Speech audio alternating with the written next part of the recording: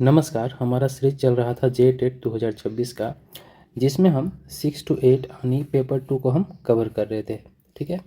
हमारा सब्जेक्ट आज का है इकोनॉमिक्स, जिसमें हम चैप्टर 4 यानी जनसंख्या वृद्धि भारत और झारखंड के संदर्भ में पढ़ेंगे।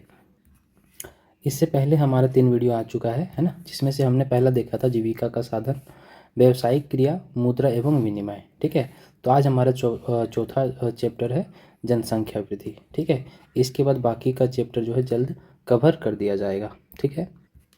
एक चीज़ और, वीडियो बनाने में बहुत मेहनत लगता है, तो वीडियो को थोड़ा देखने के बाद लाइक ज़रूर करें और अपना राय से कमेंट सेक्शन में ज़रूर रखें। ठीक है। और जिन्होंने पेड क्लास नहीं लिया है, अगर वो लेना चाहते हैं तो दिए हुए जो हमारा मोबाइल नंबर है उसमें व्हाट्सअप करके कांटेक्ट कर सकते हैं, जिसमें आपका चैप्टर वाइज जो है नोट्स रहेगा। इसके बाद अलग से एनसीईआरटी बुक जो है, एनसीईआरटी बुक जो है जिसमें 6 to 8 है ना, इसका अलग से नोट्स रहेगा, प्लस एमसीक्यू का सीरीज आएगा, उसका भी नोट्स अलग से दिया जाएगा। चलिए सीधा टॉपिक पे चलते हैं। जिन्होंने ज्योग्राफी में जो मानव संसाधन का चैप्टर नहीं देखा है वो जा कर के ज़रूर देख ले, उसी से जुड़ा हुआ ये चैप्टर है, बहुत सारा पॉइंट उससे मिलेगा। ठीक है। चलिए, जनसंख्या वृद्धि भारत और झारखंड के संदर्भ में पहले हम भारत के बारे में देखेंगे। जनसंख्या क्या होता है ये तो सभी को पता है। सबसे पहले हम देखेंगे जनगणना का इतिहास। भारत में जनगणना कब से शुरू हुआ था, है ना, उससे पहले हम देखेंगे विश्व में जो जनगणना स्टार्ट हुआ था वो कहाँ हुआ था और कब से हुआ था। विश्व में सबसे पहले जो जनगणना स्टार्ट हुआ था, है ना, वो हुआ था 1749 में, और स्वीडन में हुआ था। यानी आधुनिक पद्धति से पहली जनगणना 1749 में स्वीडन में हुआ था। इसके बाद 10 की यानी प्रत्येक 10 वर्ष का जो जनगणना शुरू हुआ था वो हुआ था 1790 से, यानी प्रत्येक 10 साल के बाद क्या होगा, जनगणना होगा, है ना। ये जो स्टार्ट हुआ था 1790 से स्टार्ट हुआ था और अमेरिका से स्टार्ट हुआ था। ठीक है। अब आते हैं भारत के संदर्भ में। तो भारत में जो शुरुआत हुआ था वो देखेंगे। भारत में पहली बार जनगणना, है ना, 1872 में हुआ था, है ना। और किसके कार्यकाल में, तो लॉर्ड मियो के कार्यकाल में यह शुरू हुआ था। इंपॉर्टेंट क्वेश्चन है, पूछा जाता है। ठीक है। ये जो है वो नियमित रूप से नहीं था, जस्ट भारत में शुरू हुआ था ये लिखा हुआ है, लेकिन नियमित जनगणना जो स्टार्ट हुआ था जिसमें प्रत्येक 10 साल के बाद, है ना, जनगणना होना था, यह स्टार्ट हुआ था कब से, 1881 में। ठीक है। भारत में पहली पर्ण और आधिकारिक 10 की जनगणना 1881 में, और किसके टाइम में, लॉर्ड रिपन के समय में शुरू हुआ। तब से प्रत्येक 10 साल के बाद जनगणना कराई जाती है। और भारत में अभी जो लास्ट जनगणना हुआ 2011 में हुआ था, इसके बाद होना था 2021 में, जो अभी तक नहीं हुआ है। तो 2011 का जो जनगणना हुआ था उसी के हिसाब से हम आंसर लगाएंगे अगर एग्जाम में पूछा जाता है तो। ठीक है। तो भारत में पहली बार जनगणना कब हुआ था, 1872 में। अगर बोला जाएगा कि दशकीय जनगणना जो स्टार्ट हुआ था भारत में कब हुआ था, 1881 में, लॉर्ड रिपन के टाइम में, है ना। तो प्रत्येक 10 साल के बाद जो जनगणना स्टार्ट हुआ था, है ना, वो जब पूछा जाएगा तो 1881 लगाएंगे। ठीक है। नेक्स्ट है जनसंख्या का आकार और वितरण। अगर हम कुल जनसंख्या का अगर बात करें भारत में, तो भारत की कुल जनसंख्या जो थी 121 करोड़, है ना। अगर विश्व की कुल जनसंख्या का अगर बात करें तो उसका कितना है, 17.5%। ठीक है। वैश्विक भूभाग का अगर बात करें तो भारत में विश्व का जो भूभाग है उसमें से भारत में कितना है, तो 2.4% भूभाग, है ना, सिर्फ भारत के पास है, जिस पर 17.5% आबादी निवास करती है। तो ये जो आंकड़ा था 2011 का जो जनगणना हुआ था उसी के अनुसार है ना। अभी तो जनसंख्या जो भारत का वो बहुत ज़्यादा हो गया है। चाइना जो नंबर 1 में था अभी नंबर 2 में आ गया, इंडिया जो है फर्स्ट में है। अगर 2026 के आधार पे पूछा जाए, है ना, प्रश्न में अगर ऐसा हो तब हम क्या लगाएंगे, भारत लगाएंगे। भारत जो है, भारत का जनसंख्या नंबर 1 में है। ठीक है। अब हम देखेंगे जनसंख्या के आधार पे, है ना, जो सर्वोच्च स्थान में है वो कौन सा राज्य है। सर्वाधिक जनसंख्या वाला राज्य, तो सबसे ज़्यादा जनसंख्या जो है ना, यूपी में है, उत्तर प्रदेश में। इसके बाद महाराष्ट्र, बिहार और पश्चिम बंगाल का, है ना, नंबर आता है। ठीक है। वहीं जब पूछा जाए न्यूनतम जनसंख्या वाले राज्य, है ना, जहाँ पे जनसंख्या बहुत ज़्यादा कम है ना, तो जो पहाड़ी वाले इलाके होते हैं वहाँ पे जनसंख्या क्या होता है, कम होता है। उत्तर प्रदेश जो है एक प्रकार से मैदानी भूभाग है। ठीक है। यानी यहाँ का जो ज़मीन जो है वो क्या है, समतल है। समतल मैदान है। तो समतल मैदान में घर बनाना आसान होता है, वहाँ पे खेती करना आसान होता है, ठीक है, इसलिए वहाँ पे जनसंख्या ज़्यादा निवास करती है। लेकिन वहीं जो पहाड़ी वाले इलाके होते हैं ना, उबड़ खाबड़ होते हैं, वहाँ पे घर बनाना चाहे खेती करना उतना आसान नहीं होता है, इसलिए वहाँ पे क्या होता है, जनसंख्या कम निवास करती है, ठीक है। इस प्रकार से हम देखेंगे न्यूनतम जनसंख्या वाला राज्य जो है वो कौन सा है, तो सिक्किम पहला स्थान में आता है, सबसे ज़्यादा कम जनसंख्या यहीं निवास करती है, ठीक है। इसके बाद मिजोरम में, ठीक है। कुछ केंद्र शासित प्रदेश है उसे देखेंगे, तो सर्वाधिक है ना, यूनियन टेरिटरी जिसे बोलते हैं, तो सर्वाधिक जनसंख्या वाला जो केंद्र शासित प्रदेश है वो दिल्ली है ना, जो भारत का राजधानी भी है। तो सर्वाधिक जनसंख्या जो है ना, केंद्र शासित प्रदेश में अगर पूछा जाए तो क्या आंसर होगा हमारा, दिल्ली होगा। वहीं अगर न्यूनतम जनसंख्या है ना केंद्र शासित प्रदेश में पूछा जाएगा कि सबसे कम जनसंख्या वाला केंद्र शासित प्रदेश कौन सा है, तो हम आंसर लगाएंगे लक्षद्वीप, ठीक है। जनसंख्या का ये आकार था लगभग। और हम देखेंगे अब जनसंख्या वितरण। जनसंख्या वितरण को अब क्लास जो हमारा है ज्योग्राफी का मानव संसाधन, उसे जरूर देखें, है ना। उसे जब देखिएगा तो ये चैप्टर थोड़ा इजीली समझ में आएगा, ठीक है। जनसंख्या वितरण का मतलब होता है जनसंख्या का फैलाव, जनसंख्या का बसाव। तो जनसंख्या वहाँ पे ज़्यादातर निवास करना पसंद करती है ना, जहाँ का क्या है, जैसे देखिए कि जनसंख्या ज़्यादातर वहाँ पे निवास करना पसंद करती है ना, जहाँ पे क्या है, भूभाग जो है वो समतल है ना, भूभाग जो है वो क्या है, समतल हो, ठीक है। वहाँ का जलवायु अच्छा हो, जलवायु अच्छा है, यानी ना ही ज़्यादा गर्म हो ना ही ज़्यादा क्या है, ठंडा हो, है ना। समतल मैदान में बसना पसंद करते हैं। फिर वैसे जगह में बसना पसंद करेंगे जहाँ पे उन्हें है ना काम धंधा आसानी से मिल सके, यानी पैसा कमाने का जो जगह होता है वैसे जगह में। तो आप जा करके जो मैंने बताया मानव संसाधन, उसे ज़रूर देखें, तो जनसंख्या वितरण के बारे में समझ में आ जाएगा कि जनसंख्या ज़्यादातर कहाँ बसती है। भारत की अधिकांश आबादी है ना मैदानी इलाकों में, जैसे यूपी, बिहार, पश्चिम बंगाल, तो मैदानी इलाकों में ज़्यादातर जनसंख्या निवास करना चाहती। क्योंकि यहाँ का जो समतल ज़मीन है, यहाँ पे आवास बनाना आसान है ना, समतल ज़मीन पे क्या है, खेती करना आसान है, ठीक है। तो अधिकांश जनसंख्या समतल मैदान में रहना पसंद करती है, जबकि जो पहाड़ी वाला इलाका है ना, वहाँ पे ज़मीन उबड़ खाबड़ है, आवास बनाना भी मुश्किल है और खेती बाड़ी भी करना मुश्किल है, ठीक है। और इसी प्रकार से मरुस्थलीय क्षेत्र, यहाँ भी क्या है, यहाँ पे गर्मी ज़्यादा होता है, ठीक है, रात में ठंडा ज़्यादा हो जाता है और ज़मीन उतना उपजाऊ नहीं होता, खेती बाड़ी करना संभव नहीं है, इसीलिए इन इलाकों में जनसंख्या कम निवास करती है ना। इस प्रकार से जनसंख्या का फैलाव भारत में है, ठीक। अब हम देखेंगे जनसंख्या घनत्व, है ना। प्रति वर्ग किलोमीटर क्षेत्र में रहने वाले लोगों की औसत संख्या को क्या कहते हैं, जनसंख्या कहते हैं। जैसे मान लेते हैं ये 1 किलोमीटर स्क्वायर फीट ज़मीन है ना, 1 किलोमीटर स्क्वायर में ये ज़मीन है, इतने ज़मीन में कितनी जनसंख्या निवास करती है ना, इसे ही क्या कहा जाता है, जनसंख्या घनत्व कहा जाता है, ठीक है। अगर इतना ही क्षेत्र में अगर बहुत ज़्यादा जनसंख्या है, बहुत लोग बसे हुए हैं, तो क्या बोलेंगे, जनसंख्या घनत्व ज़्यादा है। अगर 2-4 जन अगर है तो क्या है, उसको बोलेंगे जनसंख्या घनत्व कम है। तो जनसंख्या घनत्व वही है कि वहाँ का जो ज़मीन है कैसा है, उपजाऊ है कि उपजाऊ नहीं है, वहाँ का जलवायु कैसा है, इस पे डिपेंड करता है जनसंख्या घनत्व। जहाँ पे अच्छा जलवायु है, मैदानी इलाका, वहाँ पे जनसंख्या ज़्यादा निवास करती है, ठीक है। चलिए, भारत में औसत जनसंख्या घनत्व जो बताया जाता है, टोटल अगर पूरा भारत को अगर हम देखें, ये बताया जा रहा है ऑल ओवर इंडिया में, है ना। तो ऑल ओवर इंडिया में अगर टोटल बताया जाए तो जनसंख्या घनत्व कितना है, 382 व्यक्ति है ना प्रति वर्ग किलोमीटर में रहते हैं, ठीक है, टोटल अगर भारत में अगर देखें, ठीक है। वहीं अगर स्टेट वाइज अगर देखा जाए तो सर्वाधिक जनसंख्या घनत्व वाला जो राज्य है वो कौन सा है, बिहार, है ना।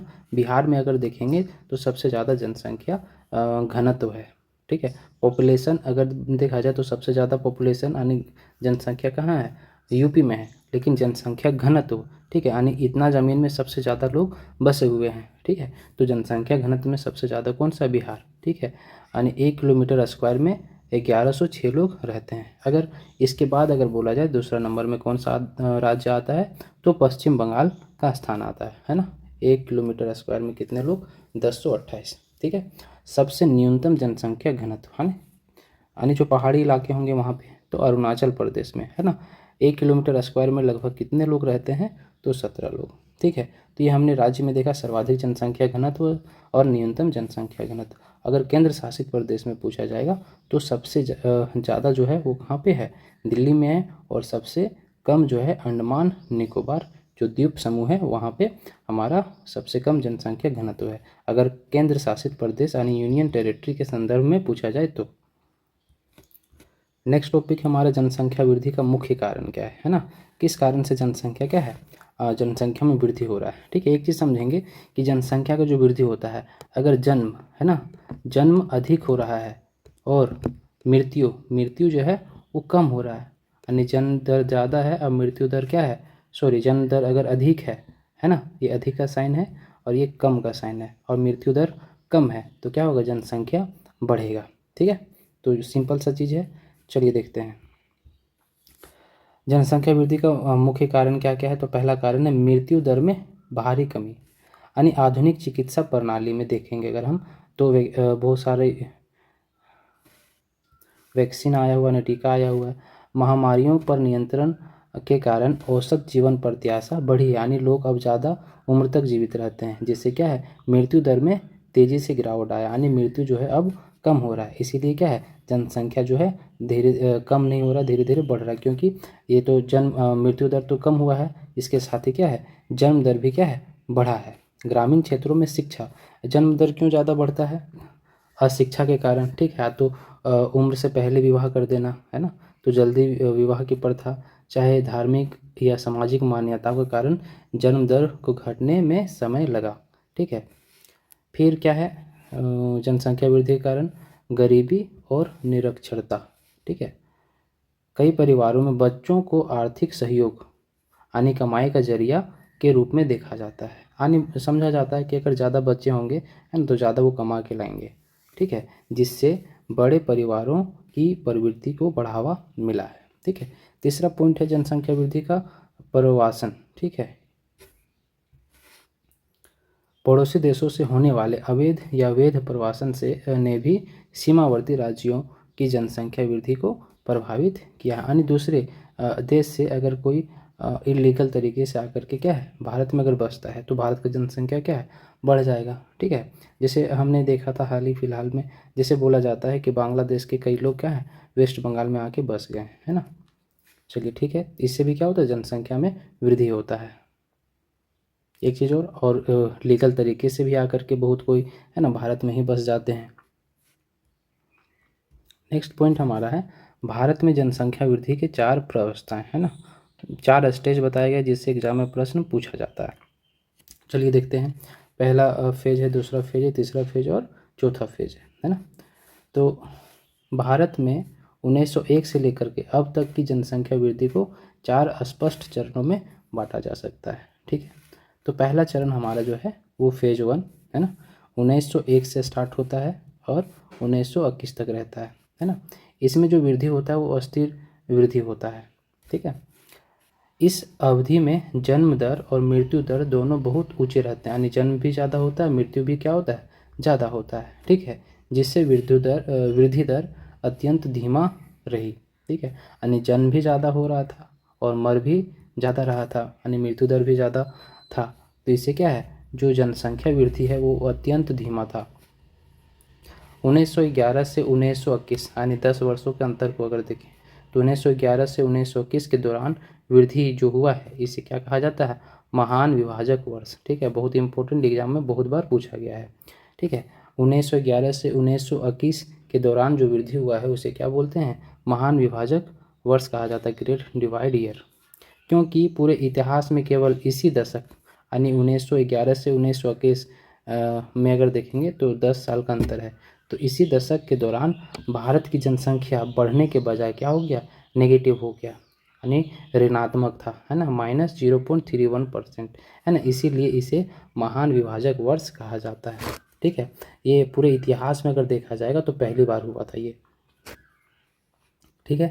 तो ये पॉइंट पूछा जाता है कि स्थिर वृद्धि दर है ना किस फेज में आता है, तो इस फेज में आता है। दूसरा हमारा है फेज 2 जो 1921 से 1951 के बीच में था, ठीक है, जिसमें 30 साल का अंतर है, इसमें 20 साल का अंतर था। इसमें जो वृद्धि हो रहा था है ना, नियमित या मंद वृद्धि, ठीक है, कभी कभी निरंतर भी लिखा हुआ रहता है।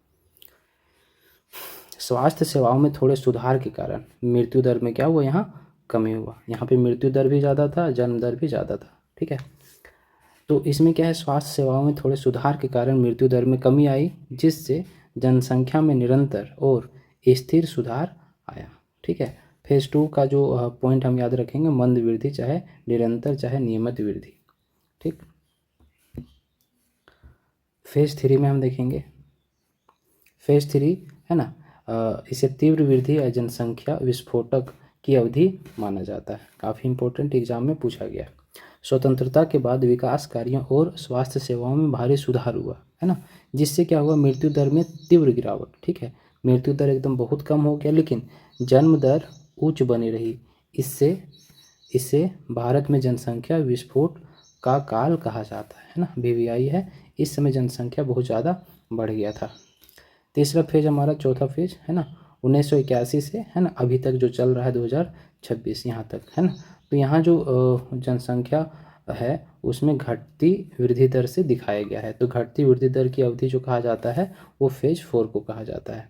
यद्यपि जनसंख्या अभी भी बढ़ रही है, लेकिन विवाह की आयु में वृद्धि हुआ है। पहले विवाह का आयु कितना था, लड़कियों का 18 वर्ष और लड़कों का क्या था, 21 वर्ष। लेकिन अब जो है लड़कियों का विवाह का उम्र भी क्या कर दिया गया, 21 कर दिया गया, ठीक है।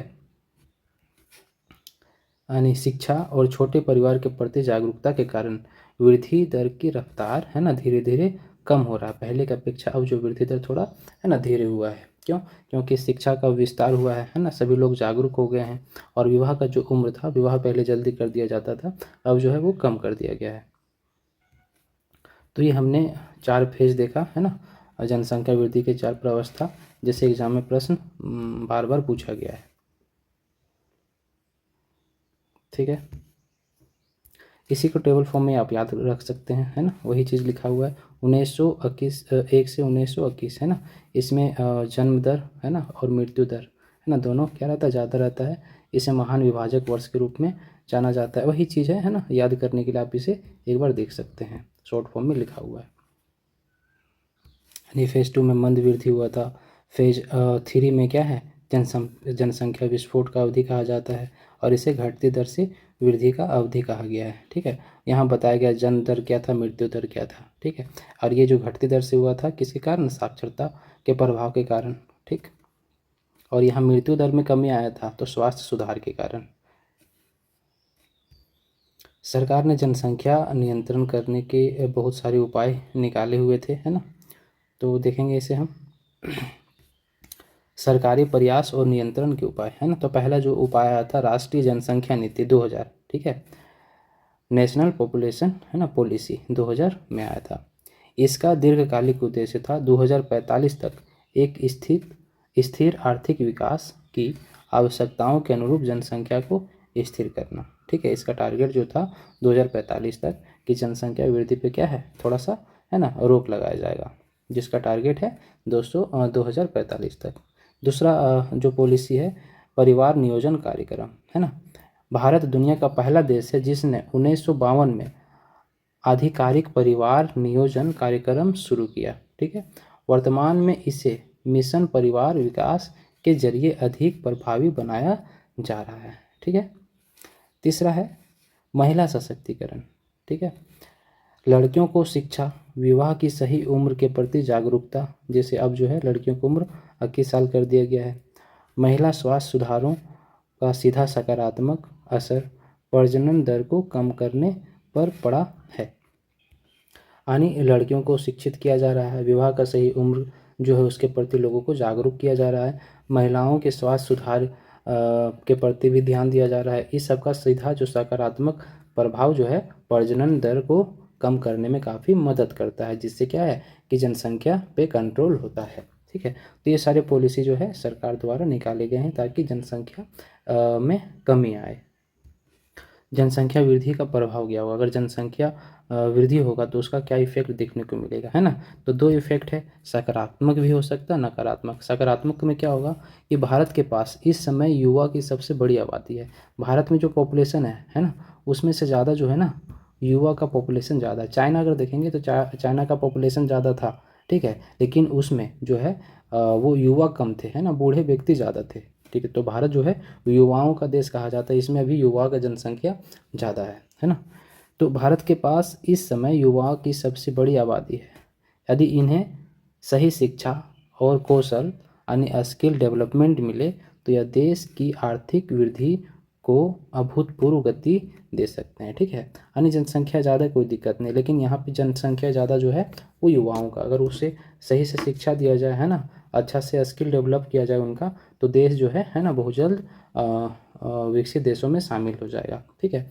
इसका नकारात्मक इफेक्ट भी है ना, जनसंख्या वृद्धि का क्या क्या है कि संसाधनों पर दबाव, है ना, बोला जाता है कि संसाधन जो है वो सीमित है, ठीक है। यानी ये एक ज़मीन है ना, पहले क्या थे, दो भाई थे, तो इसका क्या होगा, दो बंटवारा होगा। अब ये दो भाई के क्या है, दो दो बच्चे हुए, ठीक है। तो क्या है, इनका जो हिस्सा है इसमें भी क्या है, दो बटेगा, इनका भी क्या है, दो बटेगा, ठीक है। तो इस प्रकार से संसाधनों पे क्या है, दबाव पड़ता है, जैसे ज़मीन, पानी, भोजन, ऊर्जा जैसे प्राकृतिक संसाधनों पर भारी बोझ पड़ता है जनसंख्या वृद्धि से, क्योंकि संसाधन जो है वो सीमित मात्रा में है, ठीक है। बेरोजगारी भी देखने को मिलता है जनसंख्या वृद्धि से। श्रम बल के अनुपात में पर्याप्त नए रोजगार पैदा करना एक बड़ी चुनौती है, ठीक है। यानी ज़्यादा लोगों को रोजगार नहीं मिल पाता है ना, तो जनसंख्या वृद्धि का ये नकारात्मक प्रभाव है। शहरीकरण की समस्या, शहरों की तरफ पलायन बढ़ने से झुग्गी बस्तियों, प्रदूषण, बुनियादी ढांचे की कमी जैसे दिक्कतें बढ़ी हैं, है ना। तो ये जनसंख्या वृद्धि के प्रभाव थे, तो नकारात्मक भी है और सकारात्मक। अब देखिए जनसांख्यिकी विशेषताएं, है ना। अगर लिंगानुपात की बात करें अगर, तो लिंगानुपात क्या किसे कहा जाता है, प्रति 1000 पुरुषों में, है ना, महिलाओं की संख्या को क्या कहा जाता है, लिंगानुपात कहा जाता है। यानी 1000 पुरुष पे, है ना, टोटल कितना महिला है ना, तो इसे ही क्या कहा जाता है, लिंगानुपात कहा जाता है। अगर पूरे भारत का अगर देखें, है ना, तो राष्ट्रीय लिंगानुपात जो है वो कितना है, 943। यानी 1000 पुरुषों में महिलाओं की जनसंख्या कितना है, तो 943 है, ठीक है। अगर राज्य में बोलेंगे तो सर्वाधिक जनसंख्या लिंगानुपात जो है वो किस राज्य का है, तो केरल का। यानी 1084 महिला है ना, फीमेल, यानी 1000 पुरुष पे, है ना, 1084 महिला, यानी ये स्टेट जो है ज़्यादा शिक्षित है, इसीलिए यहाँ पे क्या है, महिलाओं का जनसंख्या ज़्यादा है ना। न्यूनतम लिंगानुपात है ना 879 है ना, जो कि हरियाणा का है। यानी 1000 पुरुषों पे, है ना, लड़कियों की जनसंख्या कितना, 879 है। फिर देखेंगे साक्षरता दर, लिटरेसी रेट। 7 वर्ष या उससे अधिक आयु का व्यक्ति जो किसी भी भाषा को समझकर पढ़ और लिख सकता है साक्षर कहलाता है, ठीक है। 7 वर्ष से जिनका एज ज़्यादा है और जो किसी भाषा को पढ़ सकते हैं चाहे लिख सकते हैं, है ना, उसे क्या कहेंगे, हम साक्षर कहेंगे, है ना। शिक्षित और साक्षरता में अंतर है ना, साक्षर जो पढ़ लिख लेते हैं उसे साक्षर कहते हैं, है ना। इसमें किसी डिग्री का ज़रूरत नहीं है। अगर मान लीजिए कोई दूसरा क्लास में चाहे तीसरा क्लास में, चाहे कोई क्लास पढ़ा भी नहीं है, लेकिन उसे पढ़ना लिखना अगर आता है तो क्या है, वो साक्षर कहलाएगा, ठीक है। भारत की कुल साक्षरता दर कितना है, 73% है, ठीक है। यानी टोटल जो साक्षरता दर है वो 73% है। पुरुषों का साक्षरता दर अगर देखें, केवल इसमें जो महिला पुरुष दोनों को मिला करके देखा गया है। अगर पुरुषों का साक्षरता दर बोला जाए तो 80.9% है और महिलाओं का साक्षरता दर 64.6% है, ठीक है। अगर हम स्टेट में अगर देखेंगे तो सर्वाधिक साक्षरता दर वाला जो है वो कौन सा है, केरल है ना। इसीलिए यहाँ पे लिंगानुपात, है ना, पुरुषों की अपेक्षा महिलाओं का जनसंख्या ज़्यादा है। इसके बाद जो है मिजोरम का स्थान आता है साक्षरता में। न्यूनतम साक्षरता दर जो है वो क्या है, बिहार का है। तो ये हमने भारत के संदर्भ में जनसंख्या को देखा। अब हम देखेंगे झारखंड के संदर्भ में, ठीक है। एक चीज़ और, ये टॉपिक थोड़ा ज़्यादा लंबा हो सकता है, इसीलिए बहुत सारे पॉइंट्स अगर इसमें शामिल अगर नहीं है तो MCQ जब अलग से आएगा इसका, तो MCQ में सारा पॉइंट को कवर कर दिया जाएगा, ठीक है। जैसे झारखंड के संदर्भ में अगर जनसंख्या के बारे में पूछा जाए, है ना, तो क्या चीज़ होगा। अगर झारखंड की कुल जनसंख्या की बात अगर करें तो 3 करोड़, है ना, 29 लाख है ना, 3 करोड़ 29 लाख 88,134, है ना, 2011 की जनगणना के अनुसार, ठीक है। लेकिन वहीं अगर प्रश्न पूछ दे 2026 के अनुसार तो कितना है, 4,11,00,000 से लेकर के 4,19,00,000 के बीच में है, ठीक है। लेकिन जब तक ये क्लियर ना करे कि किसके हिसाब से, तब तक हम 2011 के जनगणना के अनुसार ही क्या करेंगे, हम आंसर देंगे, ठीक है। तो 2026 का भी आंकड़ा यहाँ दे दिया गया है ना। और 2011 का पुरुषों का जनसंख्या कितना है, 1,69,30,315, ठीक है। यानी अगर परसेंटेज में बोला जाए तो कितना, 51.32%। लेकिन वहीं 2026 में अगर देखेंगे तो ये जनसंख्या बढ़ चुका है ना, 2.10 करोड़ यानी 2,10,00,000 के लगभग है, ठीक है। महिला जनसंख्या 1,60,60,57,819, ठीक है। ये महिलाओं की जनसंख्या 2011 के अनुसार, ठीक है, इंपॉर्टेंट है। परसेंटेज में पूछा जाएगा अगर 48 पॉइंट है ना, 68% यानी 68% है ना। अभी जो है वो 2 करोड़ के लगभग है महिलाओं की जनसंख्या है 2026 के अनुसार। लिंगानुपात है ना, तो 948 है ना महिलाओं पे, महिला है कितने, 1000 पुरुषों पे है ना। तो लिंगानुपात अगर पूछा जाए तो 948 यानी 948। और अभी का अगर बात किया जाए तो कितना है, 953 यानी बढ़ा है लगभग 5। जनसंख्या घनत्व 414, ठीक है, व्यक्ति 1 किलोमीटर स्क्वायर पे क्या है, लोगों का निवास है। और अभी का जो है क्या है, जनसंख्या बढ़ा है तो जनसंख्या घनत्व भी बढ़ेगा 483, ठीक है। ये देख लेना एग्जाम में कि किस वर्ष के अनुसार पूछा गया। जब तक डेट का जिक्र ना हो तो हम आंसर 2011 के हिसाब से लगाएंगे, ठीक है। भारत की कुल आबादी में हिस्सा अगर पूछा जाए, भारत का कुल आबादी में अगर हिस्सा बोला जाएगा तो टोटल कितना है, 2.72%, ठीक है। यानी इतना जनसंख्या जो है केवल झारखंड में निवास करती है, यानी देश में 14वां स्थान है झारखंड का, ठीक है। और यहाँ देखेंगे तो ये बढ़ गया है 2.88%, यानी अभी भी अब जो है वो 12वां स्थान में आ जाएगा, ठीक है। लेकिन हम लगाएंगे इसके हिसाब से जब तक 2026 का जिक्र ना करा जाए।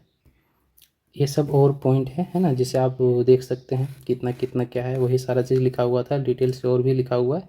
तो इस स्क्रीनशॉट लेकर के एक बार इसे आप पढ़ लें। एक तरह से ये डाटा है जिसे हमें याद करना है, ठीक है। और वीडियो को दोस्तों के साथ शेयर ज़रूर करें, ठीक है। चैनल को भी सब्सक्राइब करवाएं दोस्तों से, और वीडियो को लाइक करें।